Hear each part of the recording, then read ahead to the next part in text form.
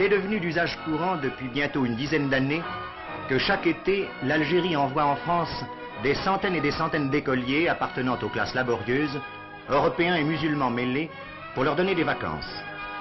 Chaque été, par conséquent, paquebots et avions emportent d'Alger des cargaisons enfantines qui vont connaître pendant un mois et plus la fraîcheur des ombrages, le charme des rivières, la richesse des paysages, en même temps que le goût du pain de France. Voulez-vous que nous suivions un de ces groupes, que nous l'accompagnions au cours de ses vacances françaises? Celui-ci vient d'Orléansville, dont personne n'a oublié l'effroyable tremblement de terre. À Maison-Blanche, un avion a pris ses enfants. Première émotion, car aucun d'eux, bien sûr, n'avait connu jusqu'ici les voyages aériens. Et c'est des hublots qu'ils n'ont pas quittés 4 heures durant qu'ils ont découvert les côtes et la campagne française.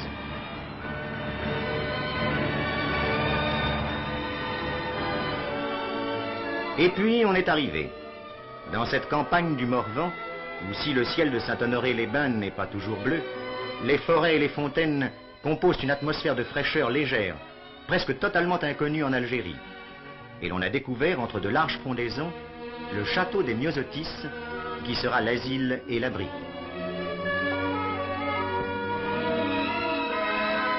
Ici, la vie s'est tout de suite organisée sur un rythme de vacances studieuses. Le dortoir, avec ses boxes à mi-hauteur, s'anime chaque matin au claquement de main du surveillant.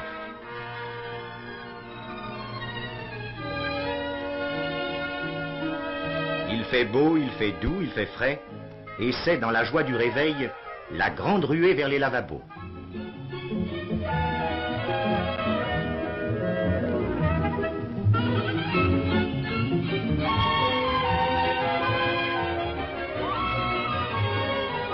Lavé, vêtu, on va dérouiller les membres, encore un peu engourdis de sommeil, par une petite séance de culture physique.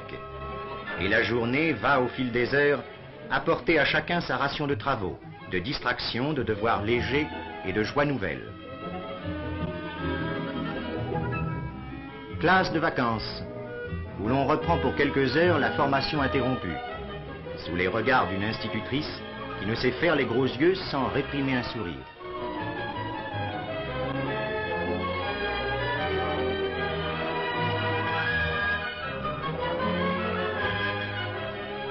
Ici, dans la classe des petits, chaque élève a son devoir particulier. L'histoire qu'il a lue, il va la résumer, il va répondre à travers ses héros aux questions qu'elle pose, va sur les détails qu'elle lui a fournis, bâtir une leçon de choses.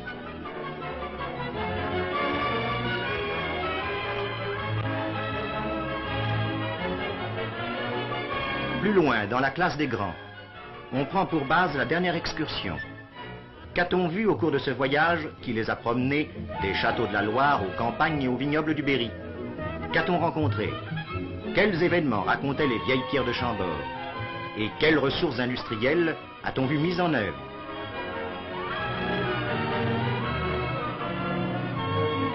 L'instituteur expose, l'élève répond, le directeur commente, et chacun des élèves a sûrement quelques détails à apporter.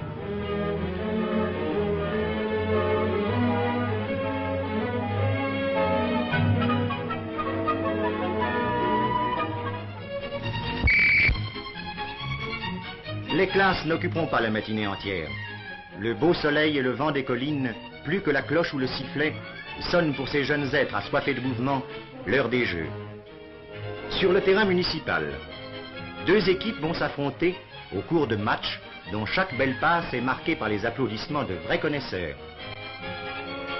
On sait assez que le football est en passe de devenir en Algérie un jeu national et qu'il n'est pas un garçon de 10 ans qui ne s'enthousiasme à l'idée du ballon rond.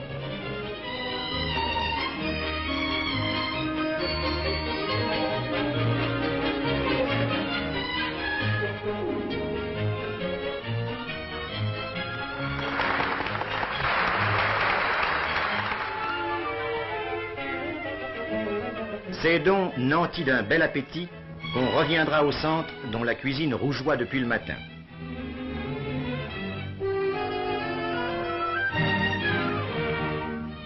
Et ce bel appétit trouvera en rentrant à qui parler. Car la bonne table est de règle, aussi bien dans ce pays de Morvan où l'on aime les nourritures solides et plantureuses, que dans ces colonies où l'économe se fait un devoir de jouer pour ses estomacs sans fond le rôle d'une vraie mère nourrice.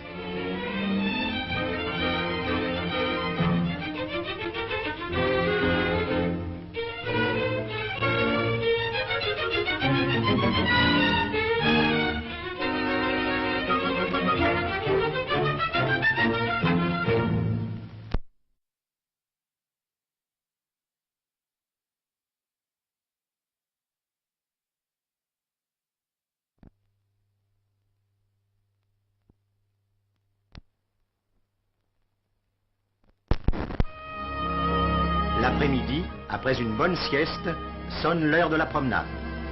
Car ce serait vraiment dommage que, venu de si loin, on n'essaie pas de connaître mieux ce pays qui ouvre à ses jeunes regards des spectacles si différents des images du pays natal. Saint-Honoré-les-Bains, c'est une de ces petites villes françaises où tout respire la santé, où chaque maison donne le goût simple du bien-être, où la rue elle-même se montre pleine de bonhomie. C'est dire que l'inventaire des cartes postales sera au cours de la saison plusieurs fois dévalisé.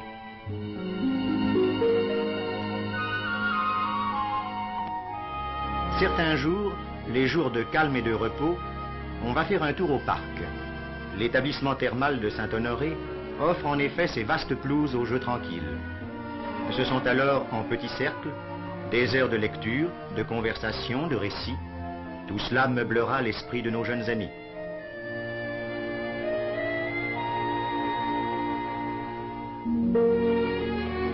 Ou bien, en groupe, on écrira aux parents qu'on a laissés là-bas. Et ces mots affectueux, tracés d'une écriture enfantine, iront enchanter un foyer algérien. Ces cartes postales arriveront un matin dans cette Orléansville que la catastrophe a transplanté dans des quartiers nouveaux construits depuis le drame. On en aura l'écho dans ces écoles toutes neuves, où d'autres enfants vivent dans l'attente du jour où ils iront remplacer au château des Myosotis ces jeunes hôtes d'aujourd'hui.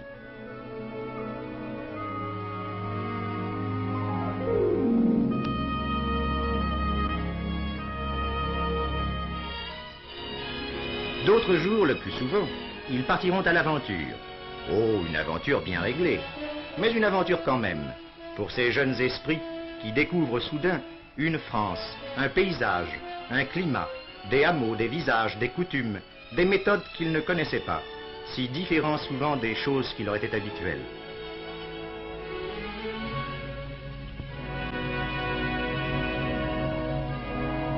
Découverte. Comme le monde semble divers, et comme parfois il semble inconnu. Car pour des enfants d'Algérie, ils sont nouveaux ces ruisseaux, et ces torrents qui courent sans arrêt sur les pierres. Il est nouveau ce bruissement infini des eaux vives qui courent dans chaque vallon. Il est inconnu ce moulin de campagne, avec sa roue que meut l'eau du Bief, et dont les esprits mécaniciens détermineront le rôle et évalueront l'action.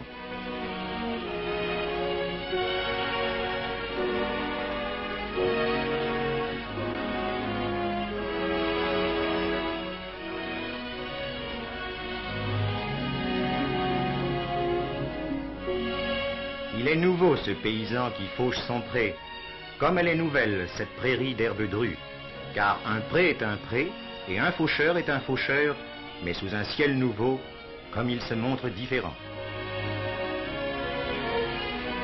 Elles sont nouvelles, ces vaches grasses, qui rentrent sagement à la ferme, car une vache est une vache sous tous les ciels du monde, mais ces vaches morvandelles, sous le ciel morvandio, ont un autre sens que les vaches du pays.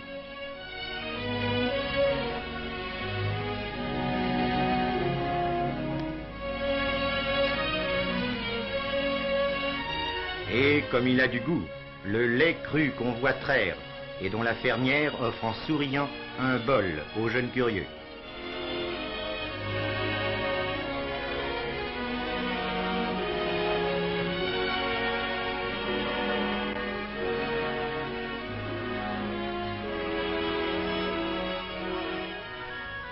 Mais on est vite familier avec ces décors qu'on n'imaginait pas hier. Et avec les maisons basses, serrés au bord de l'étang mélancolique, et avec l'étang lui-même, où l'eau calme fait de si jolis ricochets.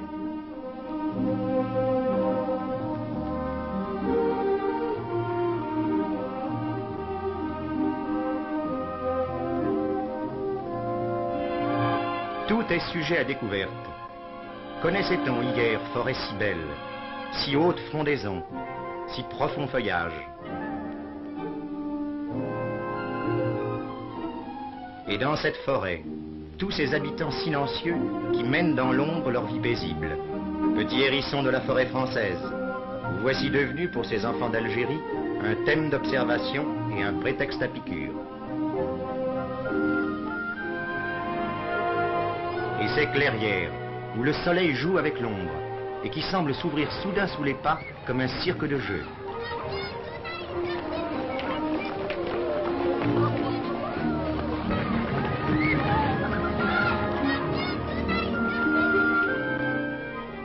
Un jour, on trouvera sur le chemin les murs hautains et rustiques quand même d'un château du Moyen-Âge. Que d'histoires pourraient raconter ces pierres. Les vents de 500 hivers les ont battus, le soleil de 500 étés les a brûlés. Et lorsqu'ils partiront, nos enfants, il est certain qu'à leurs oreilles chantera doucement cette chanson très ancienne et très émouvante qui sort toujours des vieilles pierres sur lesquelles s'est faite un peu de l'histoire des siècles et un peu de l'histoire des hommes.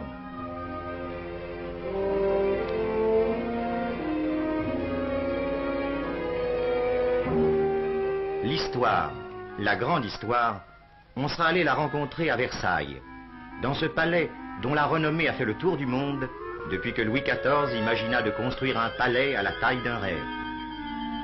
Sous les plafonds du roi Soleil, les enfants d'Algérie ont glissé là où glissèrent les pas des hauts seigneurs et des grandes dames. Versailles est toujours pour chaque visiteur une grande leçon et un riche souvenir. Combien plus l'a-t-il été pour ces écoliers d'Algérie?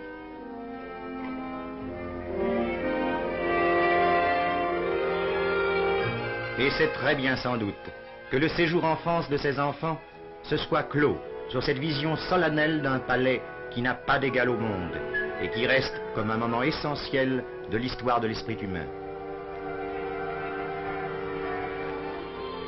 Tout cela, Versailles, le faucheur et la fermière, le moulin et l'eau vive, le château fort et la forêt, ils ne le quitteront pas quand un jour, après plus d'un mois, ils reprendront l'avion qu'ils avaient amené. Dans ces jeunes têtes, un peu de France restera. Non seulement ils auront gagné dans ce séjour un surcroît de santé, mais mieux, ils auront emmagasiné des connaissances et des souvenirs.